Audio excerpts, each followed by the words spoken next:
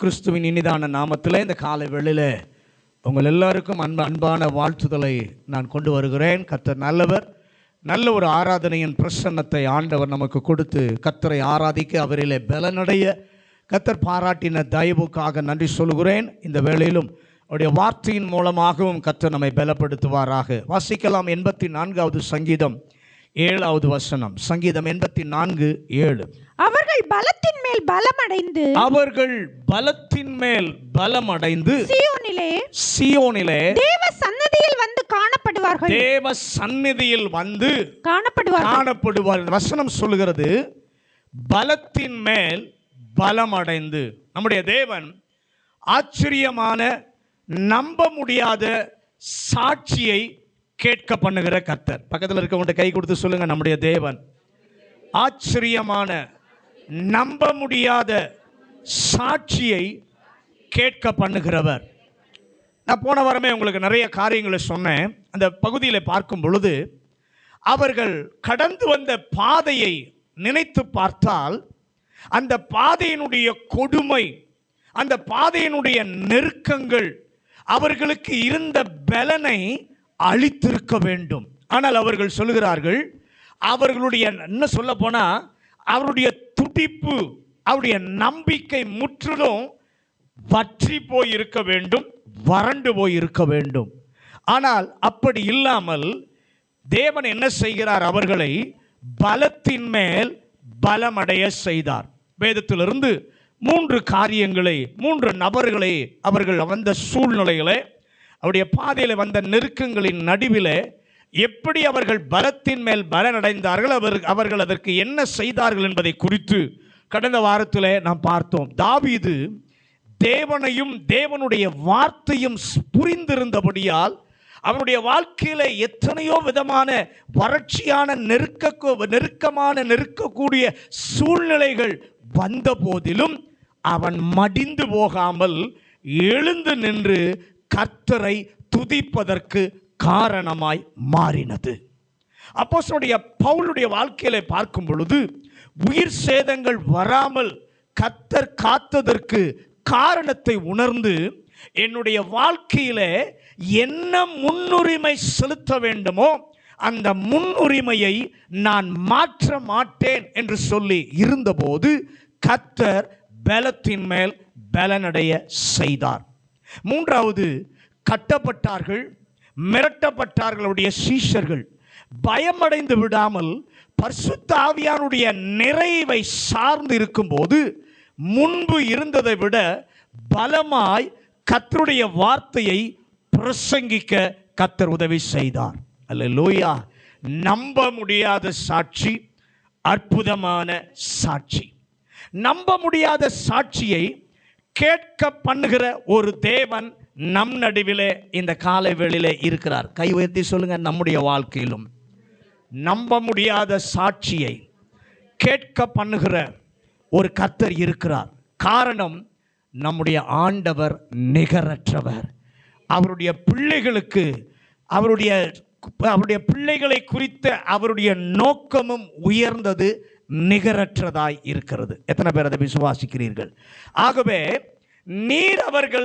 நீர் அவர்களுடைய சாட்சியை வியப்பாக மாற்ற வல்லவர். அல்லேலூயா. அவர்கள் பலத்தின் மேல் பலம் அடைந்தார்கள். மற்றவர்களை விட சூழ்நிலை இவர்களுக்கு, சூழ்நிலை பெரிதாக இருந்தது. மற்றவர்களுக்கு வருகிற நெருக்கத்தை விட இவர்களுக்கு அதிகமாய் நெருக்கம் இருந்தது. மற்றவர்களுக்கு இருந்த பாதிப்பை விட இவர்களுடைய பாதிப்பும் அதிகமாய் இருந்தது. ஆனால் அவர்கள் வீழ்ந்து போகவில்லை. பக்கத்தில் மாதிரி சொல்லுங்க, பாதிப்பு அதிகமாக இருந்துச்சு, நெருக்கம் அதிகமாக இருந்துச்சு, பாடுகள் அதிகமாக இருந்துச்சு, ஆனால் அவர்கள் வீழ்ந்து போகவில்லை. தலை நிமிர்ந்து நிற்கிறார்கள். கை உயர்த்தி சொல்லுங்க, வீழ்ந்து போகல, தலை நிமிர்ந்து நிற்கிறார்கள். அல்லேலூயா, அல்லேலூயா. இதற்கு பின்னான காரணம் என்ன? அவர்கள் வீழ்ந்து போகாமல் தலை நிமிர்ந்து நிற்பதற்கு பின்னணி காரணம் என்ன? இந்த சங்கீதத்தில் 4 காரணங்களை தாவீது கொடுக்கிறார். அதை ஒன்றை தான் இந்த நாளிலே நாம் பார்க்க இருக்கிறோம். அந்த காரியம் வாசிங்க. 84 சங்கீதம் 5வது வசனம். சங்கீதம் 84:5. உம்மிலே பலன் கொள்ளுகிற மனுஷனும் உம்மிலே பலன் கொள்ளுகிற மனுஷனும் தங்கள் இருதயங்களில் செவ்வையான வழிகளை கொண்டிருக்கிறவர்களும் பாக்கியவான்கள். அந்த காரியம், முதலாவது காரியம் என்னன்னா, உம்மில் பலன் கொள்ளுகிற மனுஷன். பக்கத்துல கை கொடுத்து சொல்லுங்க, ஆண்டவரிலே பலன் கொள்ளுகிற மனுஷன். வசனம் சொல்லுகிறது, உம்மில் பலன் கொள்ளுகிற மனுஷன் அவர்கள் பலத்தின் மேல் பலமடைய முதல் காரணம் ஆண்டவரிலே பலன் கொள்ளுகிற மனுஷன்.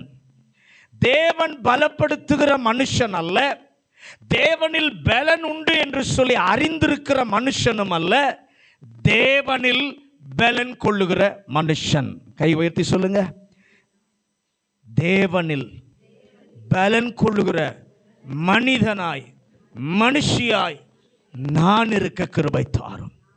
கர்த்தரிலே என்னுடைய பலன் இருக்கிறது, கர்த்தருக்குள் என் பலன் இருக்கிறது என்ற அறிவும் அனுபவமும் இருப்பதினால் எத்தனை நெருக்கம் வந்தாலும் வெற்றி பெறுவான். பக்கத்தில் பார்த்து சொல்லுங்க, கர்த்தரிலே நான் பலனாய் இருக்கிறேன், கர்த்தருக்குள் என் பலன் இருக்கிறது என்ற அறிவும் அந்த வாழ்க்கையில நடந்து வந்த அனுபவம் இருப்பதினாலே என்னை என்ன நெருக்கம் வந்தாலும் நான் வெற்றி பெறுவேன். நம் பலன் தேவனில் இருக்கிறது என்று அறிந்திருப்பதற்கு 3 அனுபவங்கள் உண்டு. இந்த நாளிலே அதை பெற்றிருக்க இல்லாவிட்டால், ஒருவேளை பெறாமல் இருந்தால் பெற வாஞ்சிக்க கர்த்தர் கிருபை கொடுப்பாராக. அந்த 3 அனுபவங்களிலே முதல் அனுபவம் 84 சங்கீதம் 5வது வசனம். உம்மிலே பலன் கொள்ளுகிற மனுஷனும் தங்கள் இருதயங்களில்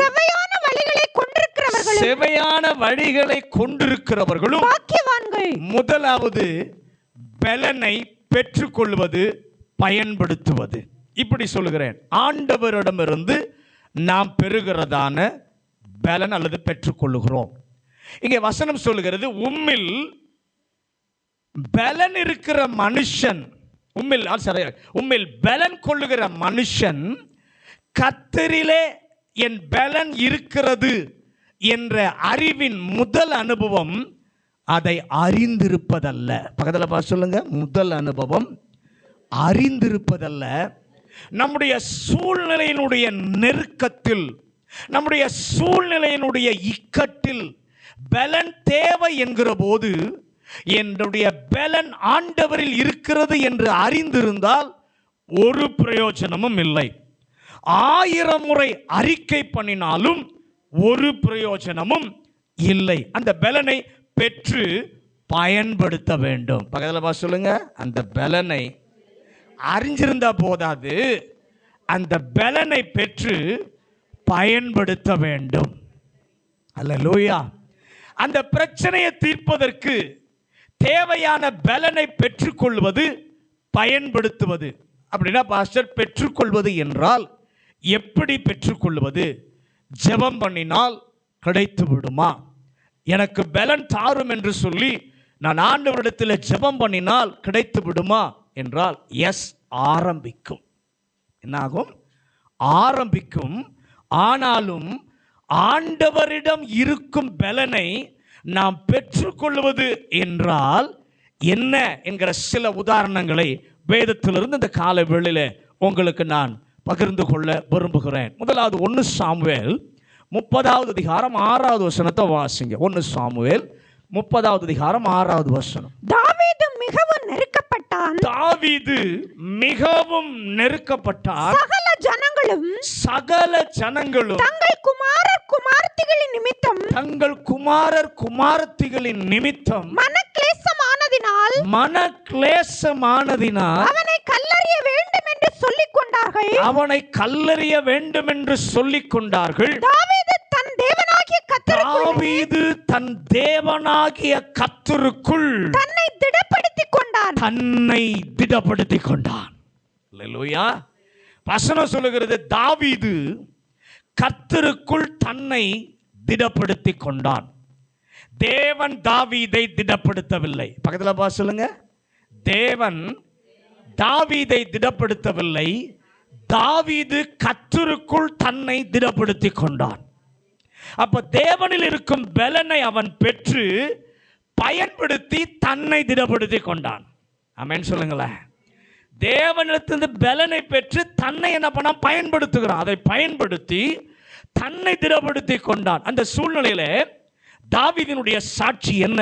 முந்தின அதிகாரத்தில் அவன் யுத்தத்தில் உதவி செய்வதற்காக தன்னை பயன்படுத்த அவன் தன்னை அர்ப்பணித்திருக்கிறான். அவனை குறித்து பெலிஸ்தியர்கள் கொண்டிருந்ததான அவநம்பிக்கை என்ன செய்தது என்று சொன்னால், அவங்க போய் சொல்றாங்க, இவனை நம்பக்கூடாது, இவனை நம்பக்கூடாது என்று சொல்லி எல்லாரும் சொன்னதினால ராஜா நீ போப்பான்னு போக சொல்லிவிட்டார்.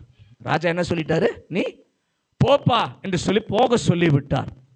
அப்படி ஏமாற்றத்தோடு வரும்போது அவன் பார்த்த காரியம் அவனை சிதைத்தது. பக்கத்தில் சொல்லுங்க. வரும்போது ஏமாற்றத்தோடு வருகிறான். இவன் யுத்தத்தில் பயன்படணும், உதவியா இருக்கணும்னு நினைச்சா அவன் மேல பெலிஸ்தியர்கள் அவநம்பிக்கை வைத்து இவனை நம்ப கூடாதுன்னு சொன்னா ராஜா அனுப்பணும்னு ஒரு பெரிய ஏமாற்றத்தோடு வருகிறான். வரும்போது அவன் பார்த்த காரியம் அவனை சிதைத்தது. என்ன காரியம்? அந்த முகாமில ஒன்றுமே இல்லை. அவனுக்கு இருந்ததும் அவனுக்கு உடையவர்களுக்கு இருந்த எல்லாத்தையும் சத்துரு எடுத்துக்கொண்டு போய்விட்டான்.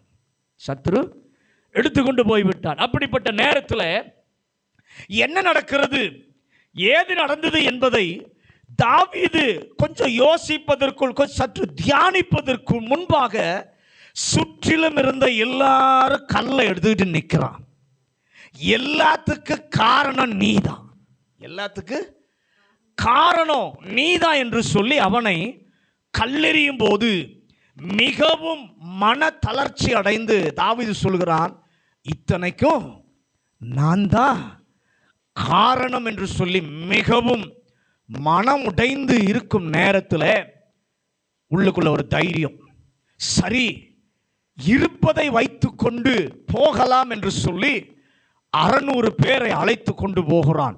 அந்த 600 பேரில் 400 பேர் பாதியில் எங்களால் முடியாது, இப்படி எல்லாம் அவனை தாக்கி கொண்டு இருக்கிற நேரத்தில் அந்த அதிகாரத்தினுடைய இறுதிக்கு நீங்கள் வரும் பொழுது நம்ப முடியாத ஒரு சாட்சியை இதே தாவீது சொல்லுகிறான். அல்லேலூயா. என்ன சொல்லுகிறான்? எனக்குரிய அனைத்தையும் சத்துரு பறிக்க நினைத்தால் ஏதோ கொஞ்ச நஞ்சம் அல்ல, அத்தனையும் பறித்து கொண்டு போய்விட்டான். ஆனால் அந்த பறித்து கொண்ட போன அனைத்தையும் தேவன் என்னை வைத்தே, என்னை பயன்படுத்தியே திரும்ப பெற்றுக்கொள்வதற்கு கர்த்தர் உதவி செய்தார். அல்லேலூயா, அல்லேலூயா. நம்ப முடியாத சாட்சி. இந்த நாளிலே அதே தேவன் நம்முடைய நடுவிலும் அவர் பிரசன்னமாகி இருக்கிறார். விசுவாசிக்கிறவங்கள கையை உயர்த்தி, ஆண்டவரே, அதே தாவீதின் தேவன் இந்த காலை வேளையில் எங்கள் நடுவிலும் நீர் பிரசன்னமாகி இருக்கிறதற்காக உமக்கு நன்றி. இழந்தவைகளிலே 1 2 அல்ல, எத்தனையெல்லாம் கொண்டு போனானோ, எதையெல்லாம் தூக்கிட்டு போனானோ அத்தனையும் திரும்ப பெற செய்ய யாரோ வைத்து கர்த்தர் செய்யவில்லை. அல்லேலூயா. உங்களை வைத்தே அதை செய்வதற்கு வல்லவர். பக்கத்தில் பார்த்து சொல்லுங்க, நீங்க உங்ககிட்ட இருந்து சத்துரு எதெல்லாம் பறிச்சுட்டு போனானோ அதையெல்லாம் யாரோ ஒருவரை வைத்தல்ல, உங்களை வைத்தே கர்த்தர் திருப்பி கொள்ள கர்த்தர் செய்வார். அல்லேலூயா. எப்படி இது முடிந்தது என்று சொல்லி கேட்போமானால் தாவீது சொல்வான், என்னுடைய சூழ்நிலைக்கு நான் அதை எடுத்துக்கொண்டேன். என்னுடைய சூழ்நிலைக்கு நான் என்ன பண்ணேன்? எடுத்துக்கொண்டேன். எப்படி எடுத்துக்கொண்டேன்? கர்த்தருடைய பலனை ஏற்ற நேரத்தில் சவாலை சந்தித்து மேற்கொள்ள பலனை பெற்று என்னை முதலாவது நான் திடப்படுத்தி கொண்டேன். அல்லேலூயா. நம்முடைய சாட்சியும் அற்புத சாட்சியாய் மாறுவதற்கு அந்த பலனை எப்படி பெற்றுக்கொள்வது? 1 சாமுவேல் 30 அதிகாரம் 7வது வசனத்தை வாசிங்க. 1 சாமுவேல் 30:7. தாவீது அகிமெலேக்கின் குமாரனாகிய அபியாத்தார் என்னும் ஆசாரியனை நோக்கி, ஏபோத்தை என்னிடத்தில் கொண்டு வா என்றான். ஏபோத்தை என்னிடத்தில் கொண்டு வா என்றான். அபியாத்தார் ஏபோத்தை தாவீதினிடத்தில் கொண்டு வந்தான். ஏபோத்தை தாவீதினிடத்திலே கொண்டு வந்தான். நல்ல கவனிங்க. இஸ்ரவேலிலே தீர்க்கதரிசியோ தேவனால் ஏற்படுத்தப்பட்ட ஒரு தேவ மனிதனோ இல்லாவிட்டால் ஆசாரியனிடத்திற்கு போவார்கள். ஆசாரியன் ஏபோத்தை தரித்துக் கொள்வான். தேவ பிரசன்னத்திற்கு போகும்போது தேவன் தம்முடைய ஆலோசனை என்ன பண்ணுவார்? வெளிப்படுத்துவார். தேவனுடைய பலனை நெருக்கடியான சூழ்நிலையிலே எப்படி பெற்றுக்கொள்வது? தீர்க்கதரிசி இல்லை, பாஸ்டரும் இல்லை, ஒருவரும் இல்லை. இன்று நமக்கு ஆசாரியன் கூட இல்லை. நம்மையே கர்த்தர் ஆசாரியனாக மாற்றி இருக்கிறார். கை உயர்த்தி ஆண்டவருக்கு நன்றி சொல்லுங்க. நம்மையே கர்த்தர் ஆசாரியனாக மாற்றி இருக்கிறார். இன்று நமக்கு ஏபோத் இல்லை. ஆனால் எப்படி பெற்றுக்கொள்வது? முழங்காலில் தான் பெற்றுக்கொள்ள முடியும். பக்கத்தில் பாசுங்க, இன்னைக்கு எப்படி பெற்றுக்கொள்வது? முழங்காலில் தான். அப்ப நல்ல கவனிங்க. ஸ்பெஷலா ஏதாவது செய்யணுமா பாஸ்டர்? ஸ்பெஷலா எதுவும் செய்ய அவசியம் இல்லை. முழங்காலில் நின்று, ஆண்டவரே இந்த சூழ்நிலையில உம்முடைய ஆலோசனை எனக்கு தேவை. பக்கத்தில் கை கொடுத்து சொல்லுங்க. நாம செய்ய வேண்டியது முழங்காலில் நின்று, ஆண்டவரே என்னுடைய இந்த சூழ்நிலைக்கு உம்முடைய ஆலோசனை எனக்கு தேவை. இன்னும் சொல்ல போனா உம்முடைய வழி நடத்துதல் எனக்கு தேவை. தாவீது கேட்கிறான் ஆசாரியனிடத்துல, நான் போய் திருப்பிக் கொள்ள முடியுமா என்று கேளுங்கள் என்கிறான். அந்த நேரத்தில் ஆண்டவர் வார்த்தையை கொடுக்கிறார். நீ போகலாம், நீ போகலாம், சகலத்தையும் திருப்பிக் கொள்வாய். ஒரு வார்த்தை அவன் போவதற்கு, மீதி 2 வார்த்தை எதுக்கு தெரியுமா? அவனுக்கு நடப்பதை குறித்து ஆண்டவர் சொல்லுகிறார். ஆமென். எப்படி ஆண்டவர், எப்படி, எங்கே, அதெல்லாம் தாவீது என்ன பண்ணல, கேட்கல. எப்படி ஆண்டவரே, எங்க ஆண்டவரே, அதெல்லாம் தாவீது கேட்கல. கை உயர்த்தி, ஆண்டவரே என்னுடைய சூழ்நிலையில என்னுடைய சாட்சி அற்புதமாக மாற்றுவீராக. உம்முடைய பலன் எனக்கு தேவை. நான் இருக்கிற இந்த சூழ்நிலைக்கு உம்முடைய வழி நடத்துதல், உம்முடைய ஆலோசனை இந்த செய்தியை கேட்கிற நேரமாய் இருக்கலாம், அல்லது நீங்கள் ஜெபிக்க போக அல்லது ஜெபிக்க போக அந்த தருணமாய் கூட இருக்கலாம். அந்த ஜெபிக்கிற நேரத்தில் கூட ஆண்டவர் தருவதாய் இருக்கலாம். கிடைத்த உடனே நான் தயார், கிடைத்த உடனே நான் தயார். வார்த்தை சொன்ன பின்பு வார்த்தையை நான் அலசி பார்க்க மாட்டேன். பக்கத்தில் பார்த்து சொல்லுங்க. வார்த்தையை எனக்கு ஆண்டவர் தந்துட்டா உடனே கிளம்புவேன். வார்த்தையை அலசி பார்க்க மாட்டேன். அல்லேலூயா. நான் ஒரு ஸ்டெப் எடுத்து முன் வைப்பேன். பக்கத்தில் பார்த்து சொல்லுங்க. வார்த்தையை ஆண்டவர் கொடுத்த உடனே நான் கால் வைத்து முன்னேறி நடப்பேன். 52 சங்கீதம் 7வது வசனத்தை வாசிங்க. இதோ தேவனை தன் பலனாக எண்ணாமல், தேவனை தன் பலனாக எண்ணாமல், தன் செல்வ பெருக்கத்தை நம்பி, தன் செல்வ பெருக்கத்தை நம்பி, தன் தீவினையில் பலத்து கொண்ட மனுஷன் இவன் தான் என்பார்கள். நல்ல கவனிங்க. அவனுக்கு பசியும் இருந்தது, யுத்தம் செய்ய அவனிடத்தில் ஆயுதமும் இல்லை.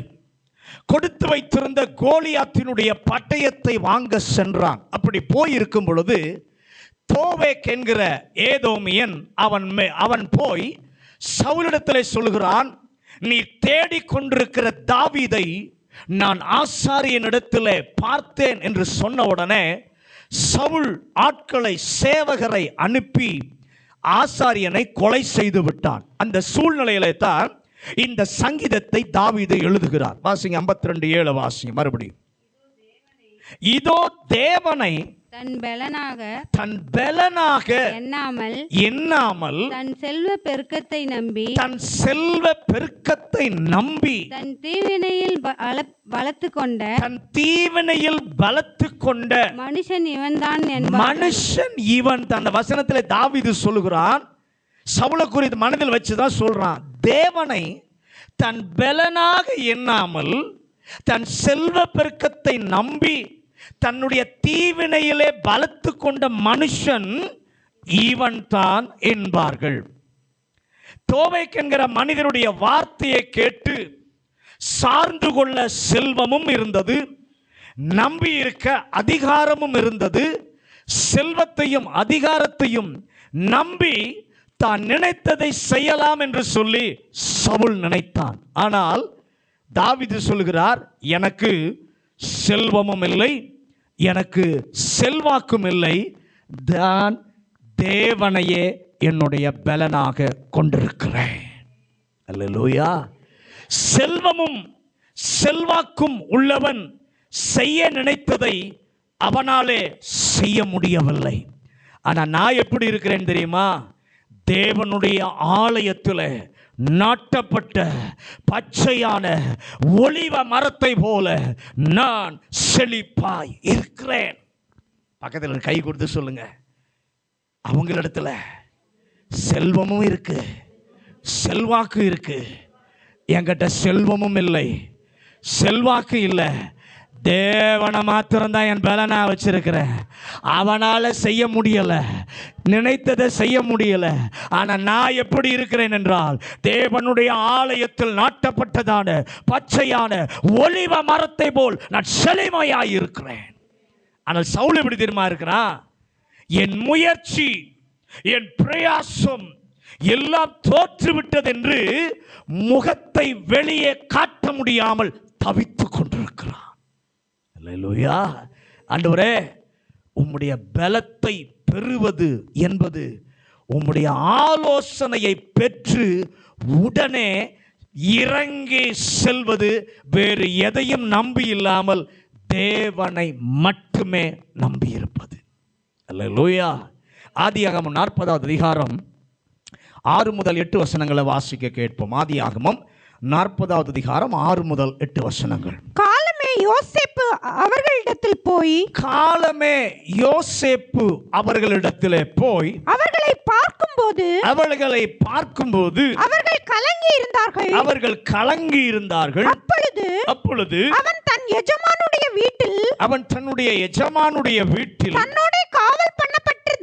தன்னோட காவல் பண்ணப்பட்டிருந்த பார்வோனுடைய பிரதானிகளை நோக்கி, உங்கள் முகங்கள் இன்று துக்கமாய் இருக்கிறது என்ன என்று கேட்டார். அதற்கு அவர்கள் சொப்பனம் கண்டோம், அதற்கு அர்த்தம் சொல்லுகிறவன் ஒருவனும் இல்லை என்றான். அதற்கு யோசேப்பு சொப்பனத்துக்கு அர்த்தம் சொல்லுதல் தேவனுக்கு உரியதல்லவா, அவைகளை என்னிடத்திலே சொல்லுங்கள் என்றார். இங்கே யோசேப்பை குறித்து நாம் பார்க்கிறோம், எல்லாரும் வாசித்த ஒரு பகுதி. யோசேப்பு சிறைச்சாலையிலே இருக்கிறான். அந்த காலை வேளையில கண் விழித்த பொழுது அவனோடு சிறையில் இருந்த 2 பேரை யோசேப்பு பார்க்கிறான். பார்த்த பொழுது அவர்கள் மிகவும் கவலை தோய்ந்தவர்களாய் இருக்கிறார்கள். நல்ல கவனிங்க, யோசேப்புக்கு பிரச்சனை. நன்மை செய்து பாடு அனுபவித்துக் கொண்டிருக்கிறான். நாமளா இருந்தா நாம் அமைதியாக என்ன பண்ணிடுவோம், போயிருவோம் என்று சொல்லித்தான் நாம் நினைத்திருப்போம். அவன் அப்படி இல்லாமல் 2 பேரையும் பார்க்கிறான். அல்லேலூயா. நாமளா இருந்தால் நமக்கே பிரச்சனை, நமக்கு எதுக்கு அதை இதையும் விசாரிச்சுட்டு நாம் அமைதியாக போயிடுவோம் அப்படின்னு தான் இருந்திருப்போம். ஆனால் யோசேப்பு 2 பேரை பார்க்கிறான். 2 பேர் முகத்தை பார்த்தா 2 பேரும் சோகமாக இருக்காங்க. யார் சோகமாக வந்திருக்கீங்களோ தெரியல, உங்களுக்காக கர்த்தர் பேசுகிறார். 2 பேர் என்ன பண்ணுறாங்க, சோகமாக இருக்கிறாங்க. அப்படி உடனே அவங்கள பார்த்து கேட்குறான், என்னப்பா பிரச்சனை, ஏன் சோகமாக இருக்கீங்கன்னு கேட்ட உடனே அவங்க சொல்கிறாங்க, நாங்கள் சொப்பனம் கண்டோம். யோசேப்பு இதுவரைக்கும் சொப்பனம் தான் பார்த்துருக்கிறான், சொப்பனத்துக்கு அர்த்தமே சொன்னதில்லை. இதுவரைக்கும் யோசேப்பு சொப்பனத்தை பார்த்துருக்கிறான், ஆனால் சொப்பனத்துக்கு அர்த்தம் சொன்னதே இல்லை. அவன் என்ன செய்கிறான்? ஆண்டவர் நல்லவர், உதவி செய்கிறவர், எனக்கு முன் 2 பேர் புதிதாக இருக்கிறார்கள். அந்த 2 பேரும் யார் இருக்கிறாங்க? எப்படி இருக்காங்க? கவலையில் இருக்காங்க, தொய்ந்து இருக்கிறார்கள். அவர்களை பார்த்து சொல்லுகிறான், சொப்பனத்தை சொல்லுங்க, தேவன் அர்த்தத்தை சொல்லுவார். சொப்பனத்தை நீங்கள் என்னிடத்தில் என்ன பண்ணுங்க? சொல்லுங்க, தேவன் என்ன பண்ணுவார்? அர்த்தத்தை சொல்லுவார். ஒருபோதும் செய்யாததை என் ஆண்டவர் செய்ய வைப்பார். விசுவாசிக்கிறீங்களா? கரங்களை உயர்த்தி ஆண்டவருக்கு நீங்க ஒருபோதும் செய்யாததை கர்த்தர் செய்ய வச்சு சாட்சிய நம்ப முடியாததாய் கர்த்தர் மாற்றுவார். ஹல்லேலூயா, ஹல்லேலூயா. நினைத்தவன் அவன் நினைச்சிருக்கணும், எனக்கே பிரச்சனை, எனக்கே கவலை, ஆனாலும் இந்த நெருக்கடியான சூழ்நிலையில் எனக்கு வரம் இருக்கிறது, இந்த வரத்தை பயன்படுத்தி தேவன் இருவரை ஆசீர்வதிக்க, இந்த இருவரும் பக்தி விருத்தி அடைய செய்வார் என்றால் பரவாயில்ல. தேவனுடைய வல்லமையை பெற்றுக்கொள்வது என்பது தேவன் நமக்கு தந்தவைகளை அடக்கி வைக்காமல், நமக்கு ஏராள பிரச்சனை, ஏராள நெருக்கம் எல்லாம் சூழ்ந்திருக்கும் போது கர்த்தரை நம்பி, ஆண்டவரே பிறருக்கு என்னை ஆசீர்வாதமாக்கும் என்று நினைத்து, ஆண்டவரே என்னை பயன்படுத்துவது தேவனுடைய பலன். அல்லேலூயா. ஆண்டவர் என்ன செய்தார்? 2 பேருக்கு தான் முதன்முறையா சொப்பனத்தின் அர்த்தத்தை அவன் சொன்னான். ஆனா யோசேப்பு நினைச்சிருப்பான், இந்த 2 பேருக்கு தான் முதல் முறையா நான் சொப்பனத்தினுடைய அர்த்தம் சொன்னேன், ஆனா நான் நினைச்சு கூட பார்க்கல ராஜாவினுடைய சொப்பனத்துக்கு அர்த்தத்தை சொல்ல கர்த்தர் என்னை பயன்படுத்தினார். ஹல்லேலூயா, ஹல்லேலூயா. கர்த்தர் என்னை கொண்டு போவார் என்று அவன் நினைக்கவே இல்லை. நம்ப முடியாத சாட்சியாய் யோசேப்பினுடைய சாட்சியை கர்த்தர் மாற்றினார். 3வது நியாயாதிபதிகள் 16 அதிகாரம் 28வது வசனம். நியாயாதிபதிகள் 16:28. அப்பொழுது சிம்சோன் கர்த்தரை நோக்கி கூப்பிட்டு கர்த்தராகிய ஆண்டவரே, நான் என் 2 கண்களுக்காக ஒரே தீர்வையாய் பெலிஸ்தர் கையிலே பழி வாங்கும்படிக்கு இந்த ஒரு விசை மாத்திரம் என்னை நினைத்தருளும், தேவனே பலப்படுத்தும் என்று சொல்லி. நல்ல கவனியே, உன்னுடைய சூழ்நிலை எப்படி இருந்தது? சிம்சோன் சூழ்நிலையுடைய வாழ்க்கை எப்படிப்பா இருந்துச்சு என்று சொல்லி கேட்டால் அவன் சொல்லியிருப்பான், எல்லாம் போயிடுச்சு, என் வாழ்க்கையில் என்ன பண்ணிருச்சு? எல்லாம் போயிடுச்சு. எனக்கு வந்த நிந்தையில இதை போன்ற நிந்தை எனக்கு வந்ததே கிடையாது. இதை போல நிந்தை எனக்கு வந்ததே கிடையாது. கண்கள் எல்லாம் பிடுங்கப்பட்டு இருக்கிறது. எதையும் என்னால் சுயமாய் செய்ய முடியாது. எதையும் என்னால், எனக்கு கண் இல்லை, எதையும் என்னால் என்ன பண்ண சுயமாய் செய்ய முடியாது. ஏமாற்றம், நிந்தை, இயலாமை, இதுதான் என்னுடைய நிகழ்காலம். கை கொடுத்து பக்கத்தில் சொல்லுங்க, ஒருவேளை உங்களுடைய வாழ்க்கையும் ஏமாற்றம், நிந்தை, இயலாமை, இதுதான் என்னுடைய நிகழ்காலம் என்று இருந்தால், என் ஆண்டவர் ஒன்றை செய்தார். அவனை குறித்து கர்த்தரை சாட்சி எழுதினார். என்ன சாட்சி? வாழ்நாளில் மொத்தமாக இவன் சாதித்ததை பார்க்கிலும் ஒரே நேரத்தில் அதிகமாக சாதிக்க கண்கள் இல்லாவிட்டாலும், பலன் இல்லாவிட்டாலும், நிந்தையின் மத்தியில் செய்ய தேவன் அவனுக்கு ஒரு கிருபையை கொடுத்தார். கை உயர்த்தி ஆண்டவருக்கு நன்றி சொல்லுங்க. ஹல்லேலூயா, ஹல்லேலூயா. சிம்சோனே, எப்படிப்பா முடிஞ்சது? என்றால் அவன் சொல்லுவான், ஒரு சின்ன ஜபந்தான் நான் செஞ்சேன், ஒரு சின்ன ஜபந்தான். என்ன ஜபம்? தேவனே என்னை பலப்படுத்தும், தேவனே என்னை பலப்படுத்தும். ஆண்டவருடைய பலனை எப்படி சார்ந்து கொள்வது? ஒன்றுமே முடியாமல், எழும்பவே முடியாமல் இருக்கும்போது சாதாரண ஒரு ஜெபம், என்னை பலப்படுத்தும். அது மட்டும் போதாது, சிம்சோன் அந்த பலனை கேட்கும் பொழுது ஏன் அந்த பலன் அவசியம் என்று சொல்லி அறிந்திருந்தான். ஆமென் சொல்லுங்களேன். அந்த பலனை கேட்கும்போது இந்த பலன் ஏன் அவசியம் என்று சொல்லி அறிந்திருந்தான். அவன் என்ன காரணத்துக்காக கேட்டான்?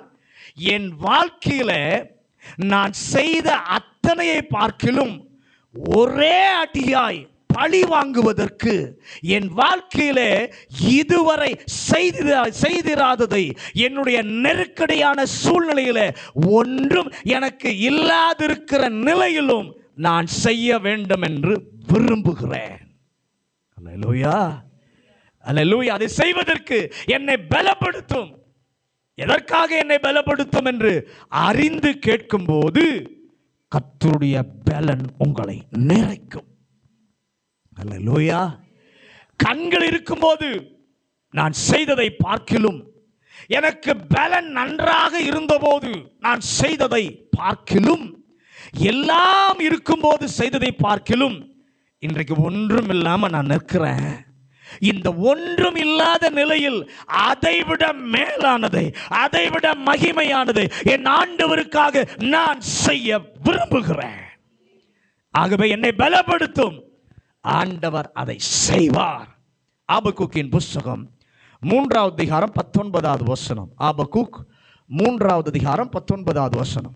ஆண்டவராகிய கர்த்தர், ஆண்டவராகிய கர்த்தர் என் பலன், என் பலன், அவர் என் மான்கால்களை, அவர் என் கால்களை, என் கால்களை மான்கால்களை போலாக்கி, மான்கால்களை போலாக்கி, உயரமான ஸ்தலங்களில், உயரமான ஸ்தலங்களில் என்னை நடக்க பண்ணுவார். என்னை நடக்க. அவனை கேட்டா எப்படிப்பா அவன் வாழ்வு இருக்கிறது? அவன் சொல்லுவான், என் கதை சோக கதை, என் கதை சோக கதை. வயல் இருக்கிறது, வரத்து இல்லை. திராட்சை செடி இருக்கிறது, கனி இல்லை. அத்திமரங்கள் ஏராளம் இருக்கிறது, ஒரு பலனும் இல்லை. மந்தையிலே ஆட்டுக்கடா எல்லாம் இருக்கு, ஒரு பிரயோஜனமும் இல்லை. எதை தொட்டாலும் மைனஸ், எதை தொட்டாலும் மைனஸ். இருப்பது எல்லாம் மைனஸ் தான். அந்த நேரத்தில் அவன் சாட்சியை அற்புத சாட்சியாய் கர்த்தர் மாற்றினார். என்ன சாட்சி? அவன் சொல்லுகிறான், அவர் என் கால்களை மான் கால்களை போலாக்கி உயர் தலங்களிலே என்னை நடக்க பண்ணுவார். அத்தனையும் இல்லை, ஒன்றுமே இல்லை, இல்லவே இல்லை. ஆனால் கர்த்தர் அவன் சாட்சியை மாற்ற காரணம், ஆண்டவராகிய கர்த்தர் என்னுடைய பலன். ஆண்டவராகிய கர்த்தர் என்று என் பலன் என்று சொல்லி அறிந்திருப்பதல்ல. அதற்கு முந்தின வசனத்தில் வாசிங்க, அதுக்கு முந்தின வசனம் 18வது வசனம். ஆபக்கூக் 3:18 வாசிங்க. நான் கர்த்தருக்குள் மகிழ்ச்சியாயிருப்பேன், நான் கர்த்தருக்குள் மகிழ்ச்சியாயிருப்பேன், என் ரட்சிப்பின் தேவனுக்குள் களிகூறுவேன், என் ரட்சிப்பின் தேவனுக்குள் களிகூறுவேன். அல்லேலூயா. சாட்சியை மாற்ற காரணம் என்ன தெரியுமா? பலன் என்று அறிந்திருப்பது மட்டுமல்ல, அவன் சொல்லுகிறான், இல்லை இல்லை இல்லை இல்லை என்று சொல்லி இருந்தாலும் என் கர்த்தருக்குள் மகிழ்ச்சியாயிருப்பேன். பக்கத்தில் பார்த்து சொல்லுங்க. நீங்க நிறைய நேரத்தில் அப்படிதானே சொல்றீங்க, இல்லை இல்லை இல்லை.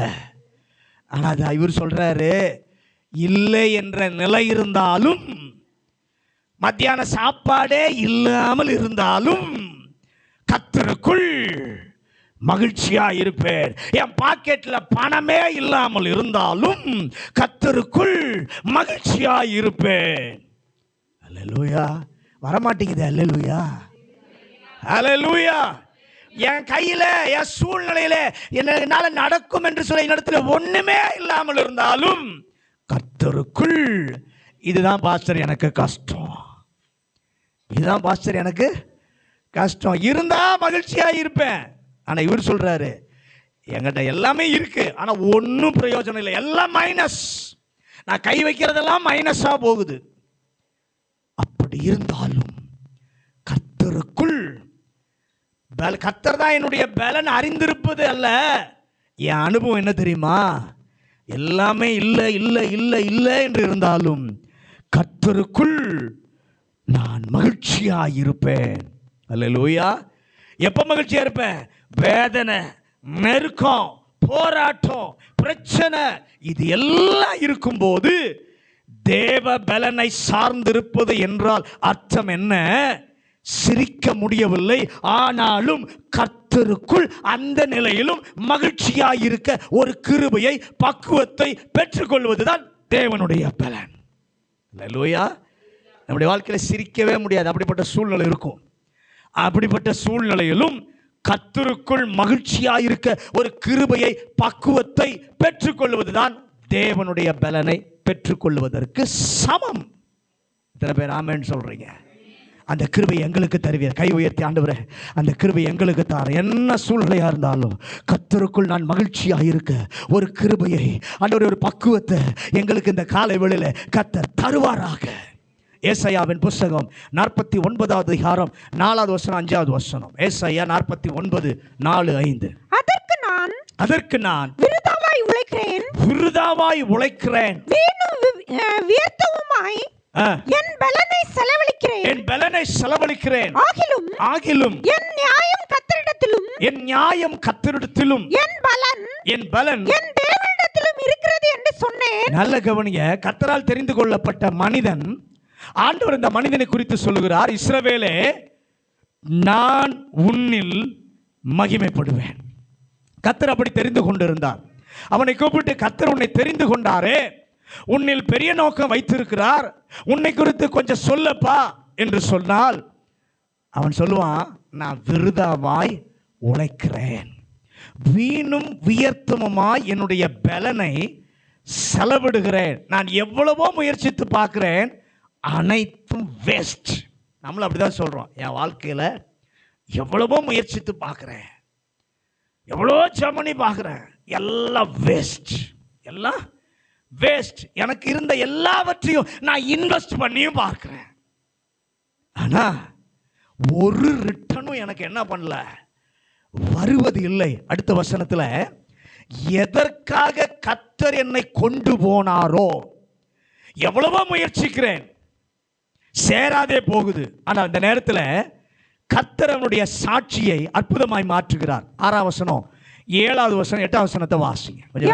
யாக்கோபின் கோத்திரங்களை எழுப்பவும், யாக்கோபின் கோத்திரங்களை எழுப்பவும், இஸ்ரவேலில் காக்கப்பட்டவர்களை திருப்பவும், நீர் எனக்கு தாசனாய் இருப்பது அற்ப காரியமாய் இருக்கிறது, நீர் பூமியின் கடைசி பரியந்தமும் என்னுடைய ரட்சிப்பாய் இருக்கும்படி உம்மை ஜாதிகளுக்கு ஒளியாகவும் வைப்பேன் என்றார்.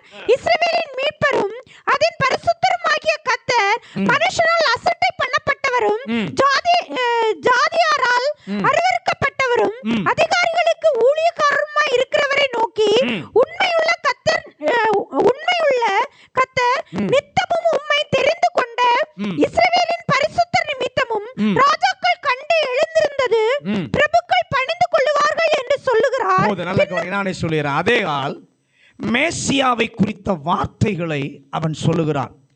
கோத்திரங்களை எழுப்ப, இஸ்ரவேலிலே காக்கப்பட்டவர்களை திருப்ப, உலகம் முழுவதும் வெளிச்சமாயிருக்க கர்த்தர் என்னை தெரிந்து கொண்டார் என்று சொல்லி, சின்ன இடத்திற்கல்ல முழு உலகத்திற்கும் ஆசீர்வாதமாக வைக்க போவதை குறித்த ஒரு சாட்சியை, நம்ப முடியாத சாட்சியாய் கர்த்தர் மாற்றுகிறார்.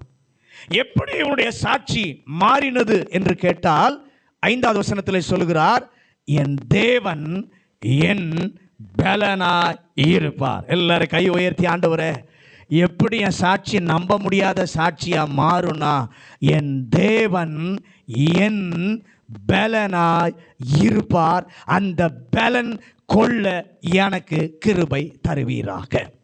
2 கொரிந்தியர் 6வது அதிகாரம் 7 முதல் 10 வசனங்களை வாசிங்க. 2 கொரிந்தியர் 6வது அதிகாரம் 7 முதல் 10 வசனங்கள் கொஞ்சம் வேகமா வாசிங்க. முடிச்சு. சத்திய வசனத்திலும் திவ்ய பலத்திலும் திவ்ய பலத்திலும் நீதியாகிய வடத்து பக்கத்தில் ஆயுதங்களை தரித்திருக்கிறவர்களாலும் கனத்திலும் கனயினத்திலும் துர்க்கீர்த்தியிலும் நற்கீர்த்தியிலும் எத்தனை பட்டாலும் நிதஸ்தராலும் அறியப்படாதவர்களால் எனப்படுகிறவர்களாலும் நன்றாய் அறியப்பட்டவர்களாகவும் சாதிக்கிறவர்கள் எனப்பட்டாலும் சாகிறவர் எனப்பட்டாலும் உயிரோடு இருக்கிறவர்களாகவும் தண்டிக்கப்படுகிறவர்கள் எனப்பட்டாலும் கொல்லப்படாதவர்களாகவும் துக்கப்படுகிறவர்கள் எனப்பட்டாலும் எப்பொழுதும் சந்தோஷப்படுகிறவர்களாகவும் தரித்திரர் எனப்பட்டாலும் அநேகர் ஐஸ்வர்யவான்கள் ஆகிறவர்களாகவும் ஒன்றுமில்லாதவர்கள் எனப்பட்டாலும்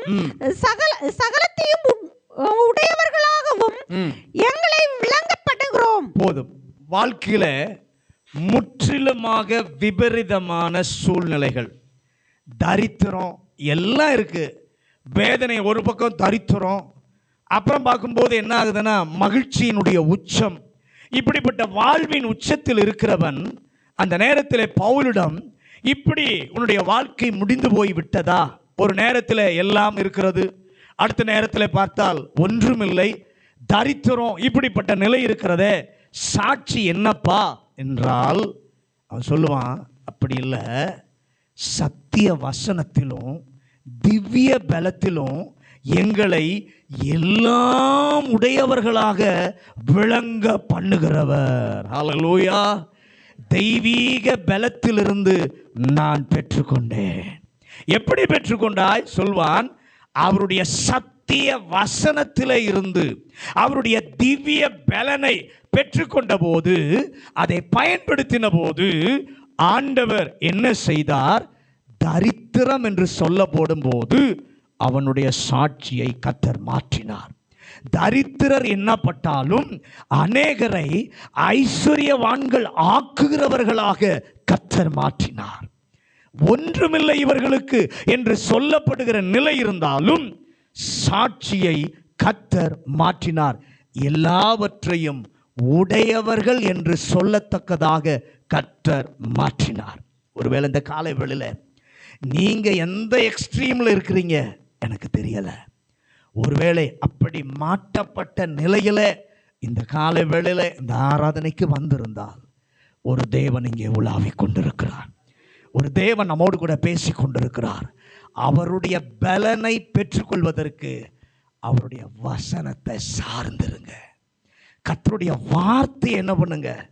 சார்ந்திருங்க. கை உயர்த்தி கேளுங்க, ஆண்டவரே, என்னுடைய சூழ்நிலையில எந்த எக்ஸ்ட்ரீம்ல வேணா என்னுடைய நிலைமை இருக்கலாம், இந்த காலவே நீர் எனக்கு சொல்லுகிற ஆலோசனை, உம்முடைய வசனத்தை நான் சார்ந்திருக்கிற ஒரு கிருபை எனக்கு இருக்குமானால், நான் தரித்திரர் என்னப்பட்டாலும் அநேகரை ஐஸ்வர்யவான்கள் ஆக்குகிறவர்களாக எங்களை மாற்றுகிறவர் இங்கே உலாவை கொண்டிருக்கிறேன். ஆண்டவரே, உம்மில் பலன் கொள்ளுகிற மனுஷன் பலத்தின் மேல் பலன் அடைவான். ஒரே ஒரு காரியத்தை பார்த்துருக்கோம். டைம் ஆயிடுச்சு, எல்லாரும் முழங்கார் படிடுவோம். முதலாவது, ஆண்டவர் பலனை கொடுக்கிறார், அவரிடத்திலிருந்து பெற்று அதை பயன்படுத்த வேண்டும். அல்லேலூயா. அந்த பலனை பெற்றுக்கொள்வதை அறிந்திருப்பது மாத்திரமல்ல, அதை பயன்படுத்தி நாம் தேவனிலே பலன் அடைய வேண்டும். தேவ மனிதர்களை நமக்கு முன்பாக இந்த காலையில் ஆண்டவர் காண்பித்த தாவீது தேவனுக்குள் தன்னை திடப்படுத்தி கொண்டான். தன்னை திடப்படுத்தி கொண்டான். கர்த்தருடைய வார்த்தையை கொடுக்கிறார். போ, நீ மீட்டுக் கொள்ளலாம். போவதற்கு ஒரு வார்த்தை கொடுக்கிறார். அவருடைய வாழ்க்கையில அவனுக்கு அடுத்தது நடப்பதை குறித்து ஆண்டவர் பேசுகிறார். எப்படி ஆண்டவரை, எங்க, அதெல்லாம் கேட்கல. உம்முடைய பலன் எனக்கு தேவை. நான் இருக்கிற சூழ்நிலையில் உம்முடைய வழி நடத்துதல், ஆலோசனை, எனக்கு கர்த்தருடைய வார்த்தையை கேட்கும் போது நீ கொடுக்கணும். ஒருவேளை நான் ஜெபிக்கிற நேரமாக கூட இருக்கலாம். ஆனால் ஆண்டவர் கொடுத்த உடனே நான் தயாருப்பா, நீ சொன்ன வார்த்தை அலசி பார்க்க மாட்டேன், உடனே இறங்கி செயல்படுவேன், உடனே முன்வைப்பேன். ஒண்ணுமே உன் கையில் இல்லாமல் இருக்கலாம், ஆனால் கர்த்தர் உனக்காக யுத்தம் செய்வார். சவுல் நினைச்சான், என்கிட்ட பணம், செல்வாக்கு, செல்வம் இருக்குது, இதை வச்சு நான் நினச்சதை சாதிச்சிடலாம், நடத்திடலாம். ஆனால் அவனால் முடியலை, நினச்சதை சாதிக்க முடியலை. ஆனால் தாவீதினிடத்தில் செல்வாக்கும் இல்லை, செல்வமும் இல்லை. ஆனால் அவன் சொல்கிறான், சவுல் நினச்சது நடக்கலைன்னு ஒன்று வெளியில் தலை காட்ட முடியலை, தவித்து கொண்டு இருக்கிறான். ஆனால் என்ன, நான் எப்படி இருக்கிறேன்னா, கர்த்தருடைய ஆலயத்தில் நாட்டப்பட்டதான பச்சையான ஒலிவ மரத்தை போல நான் செழிப்பாயிருக்கிறேன், நான் செழிப்பாயிருக்கிறேன். சிம்சோனுடைய வாழ்க்கையில் பார்க்கும் பொழுது, ஆண்டவரே கண்கள் போயிடுச்சு, எல்லாம் போயிடுச்சு, என்னால் ஒன்றும் செய்ய முடியாது, எனக்கு இப்போ இருக்கிறதெல்லாம் ஏமாற்றம், நிந்தை, இயலாமை. ஆனால் ஒரு சின்ன ஜெபம் பண்ணுறான், இது நாள் வரைக்கும் நான் சாதித்ததை விட இன்றைக்கு மேலானதை நான் செய்ய விரும்புகிறேன், என்னை ஒரு விசை பலப்படுத்தும். ஒன்றுமில்லாத நிலையில் மேலானதை, மகிமையானதை ஆண்டவருக்காக நான் செய்ய விரும்புகிறேன் என்று கேட்டபோது தேவன் அவனை பலப்படுத்தினான், அவனை பலப்படுத்தினான். அது கீழே அடுத்த ஆபக்குக்குள்ள பார்த்தோம், எல்லாம் யாரால இருந்து ஒரு பலனும் இல்லை, எல்லாம் மைனஸ் தான்.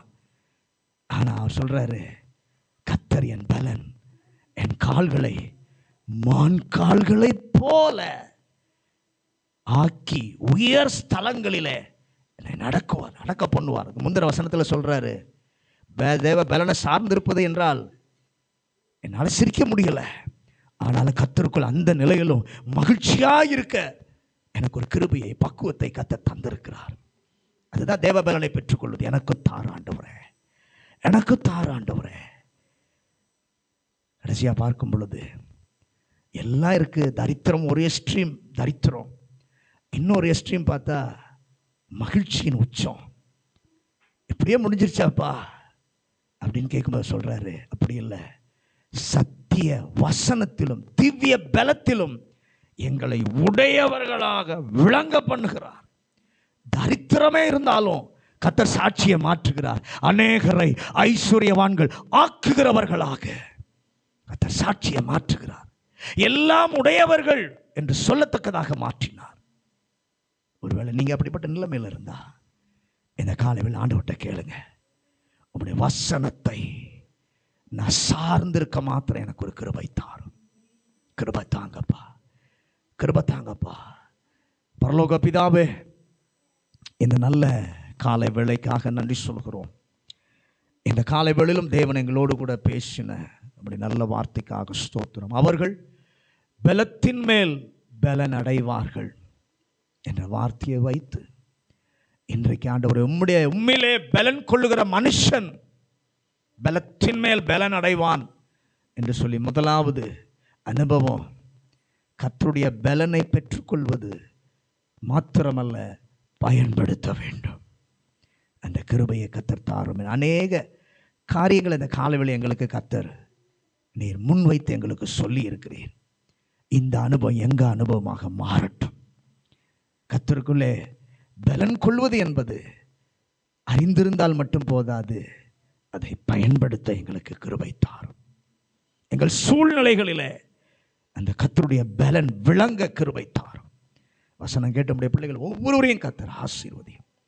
இயேசுவின் அதிகாரமுள்ள நாமத்தில் ஜெபிக்கிறோம் நல்ல பிதாவே.